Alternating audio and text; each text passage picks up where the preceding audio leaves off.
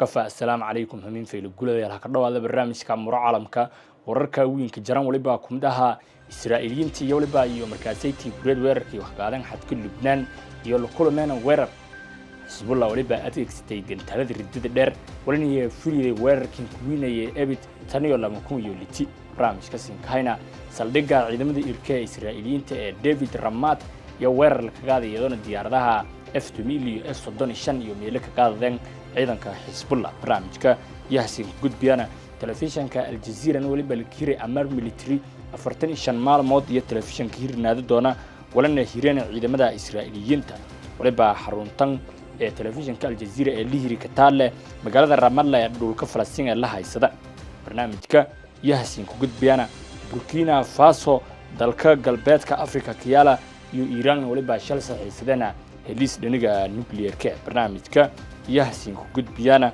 qodobada kalena sinhaay waliba kumid aha Israa'iiliya tan iyo galankii dambe xalay waliba markaasaytii duqan kala joogsiin lahayn kuwaday koonfurta bariga Lubnaan laakiin may ka dhaafti barnaamijka yahsin ku gudbiyana qodobadaas iyo warar kale oo weyn sinhaayna barnaamijka Arimaha Caalamka min fayl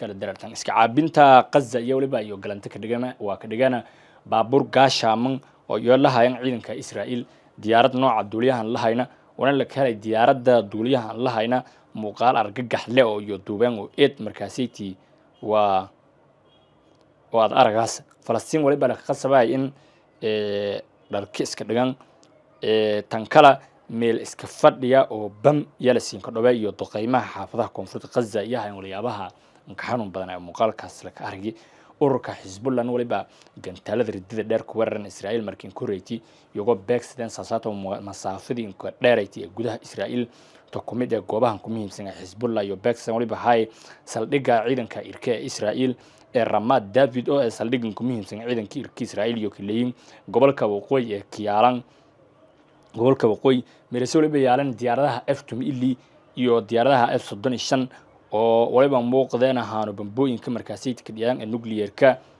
iyo ka garaacan dhulka Lubnaan antis weerarkaas andina saacad ka hor yana waliba markaasaytii Hezbollah gantaalo ku tumena Haifa Nahariya iyo Tiberias barnaamijka Arimaha Caalamka la darartan waa telefishanka Al Jazeera oo kiyala magaalada Ramallah ee dhulka Falastiin ee la haysay waliba la kiray amar military ciidanka Israa'iil ku koy 45 maalmood yana hirnaada doona leeri barnaamijka yaa la darartan walkumada dhacdooyinka cusub ee markaasaytii la diiwaan gali kureed qiimihii hore in aragna Hezbollah ka jeesti gudaha Israa'iil Hezbollah waliba markii koreeyay gantaalada iyo deerana masaafad deerasa 100 kilomitir waa meel iyo hore weerarayaan ku filina tan iyo lama kulliti markii koreeyay Hezbollah iyo gantaalada ridada dheer ridada dhexe iyadoo adeegsadaas waliba iyo markaasaytii la weerarka jeestay saldhigga ciidanka Israa'iil ee irka waa masaafo 50 kilomitir anjira xadka Lubnaan ee Ramat David Hezbollah waliba markii koreeyay markaasaytii toosan beegsadeen saldhigya xarun muhiim ah iyo aaga dhaqaalaha ee gudaha Israa'iil waa bartilmaameed dhabe oo iyo markaasaytii hore weerardanka ee salayn Hezbollah markii koreeyay gantaalada Hezbollah iyo waliba ka dhiyana warshadaha saareen qalabka tiknoolajiyada militariga Israa'iil ee maamulka shirkadda Rafael saacado gudaasho weerarkan kureed tirada dadka Israa'iil ee kulmeen xanuunka obsada walaaca iyo walwalka waliba deertay boqolkiiba wala 225 xogtan tixraasha waliba la helo kore telefishanka Israa'iil ee General Tommy lama wargeyska Israel Today iyo telefishanka Al Jazeera barnaamijka Arimaha Caalamka la darartan Kamala Harris doorashada Mareykanka ka dhawto olay wili dareera Kamala Harris maamulka Biden ya eedeymahan jeedii Biden wili maamul ma laakiin se walhayki marid Mareykanku waliba ka tilmaantay walyaabo badan oo eedeyme iyo hanjeedidii Kamala Harris gobolka Atlanta ee Georgia ayaa khudbad muhiim ah ka jeediyay. And let us agree, and I know we do. One does not have to abandon their faith or deeply held beliefs to agree. The government should not be telling her what to do. If she chooses, she will talk with her pastor, her priest, her rabbi, her imam. But it should not be the government or Donald Trump telling her what to do with her body. And think about it. The stories that Dr. Reddick shares with us, the stories we heard last night, the stories we've been hearing for 2 years. 1 in 3 women in America lives in a state with a Trump abortion ban. This includes Georgia and every state in the South except Virginia. Think about that when you also combine that with what we know has been long-standing neglect around an issue like maternal mortality. Think about that when you compound that with what has been long-standing neglect of women in communities with a lack of the adequate resources they need for health care, prenatal, during their pregnancy, postpartum. Think about that. And these hypocrites want to start talking about this is in the best interest of women and children? Well, where you been? Where you been when it comes to taking care of the women and children of America? Where you been? How dare they? How dare they? Come on. And we understand the impact of these bans and the horrific reality that women and families, their husbands, their partners, their parents, their children are facing as a consequence every single day. Since Roe was overturned, I have met women who were refused care during a miscarriage, wanted to have a child, suffering a miscarriage.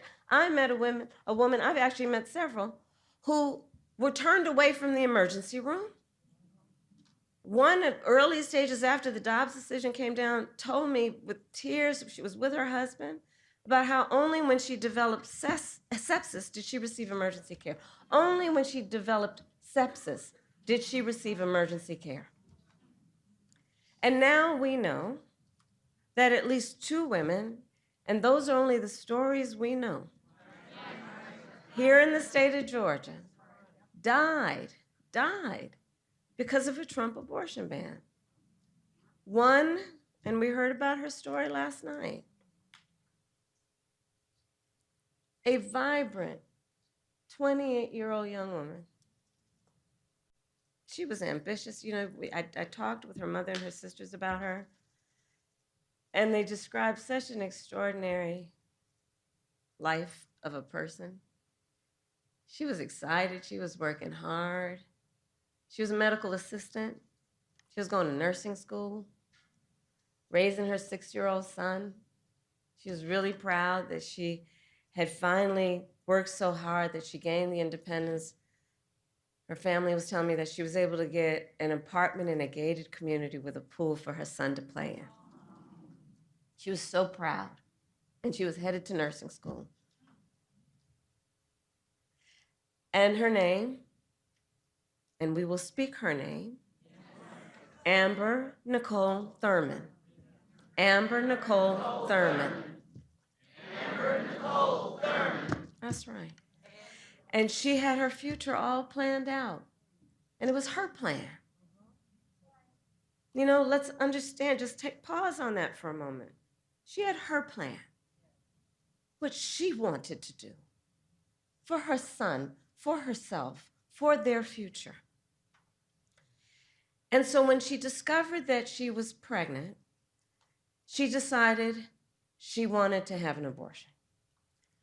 But because of the Trump abortion ban here in Georgia, she was forced to travel out of state to receive the health care that she needed. But when she returned to Georgia, she needed additional care. So she went to a hospital. But you see, under the Trump abortion ban, her doctors could have faced up to a decade in prison for providing Amber the care she needed. Understand what a law like this means. Doctors have to wait until the patient is at death's door before they take action. You know, on the other side of my, you know, the other folks, Trump and his running mate, and they'll talk about, oh, well, yeah, but I do believe in the exception to save the mother's life. Okay, all right, let's break that down, shall we? Let's break that down. Let's break that down. So we're saying that we're going to create public policy that says that a doctor, a healthcare provider, will only kick in to give the care that somebody needs if they're about to die? Think about what we are saying right now. You're saying that good policy, logical policy, moral policy, humane policy is about saying that a healthcare provider will only start providing that care when you're about to die?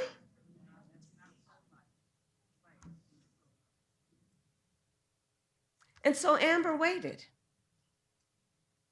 20 hours. 20 hours. Excruciating hours. Until finally she was in enough physical distress that her doctors thought they would be okay to treat her. But it was too late. She died of sepsis. And her last words to her mother, which her mother, as you know, tears up and cries every time she speaks it. Last words to her mother, promise me you'll take care of my son.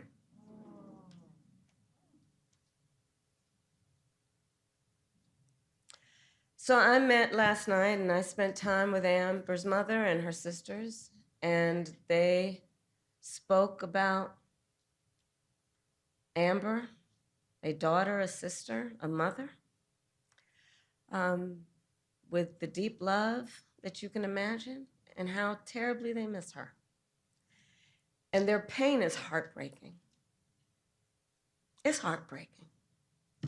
Amber's mother, Shanette, told me that the word preventable is over and over again in her head when she learned about how her child died. The word preventable. She can't stop thinking about the word that they spoke to her. It was preventable. Because you waayahay guud ahaan weli baan kaa ka afmeerana barnaamijkii amuuro caalamka ee warteelka arlaadi